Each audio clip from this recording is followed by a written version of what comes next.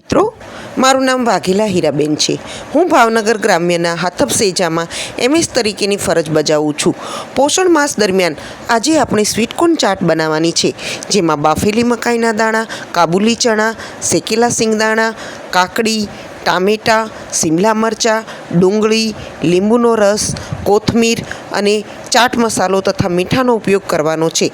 તમામ સામગ્રી સ્વચ્છ કરીને ઝીણી ઝીણી સમારીને એક બાઉલમાં મકાઈના દાણા સાથે મિક્સ કરવી તથા તેમાં મરી પાવડર, મીઠું અને લીંબુનો રસ સ્વાદ અનુસાર ઉમેરીને કોથમીરથી સજાવીને સર્વ કરવું.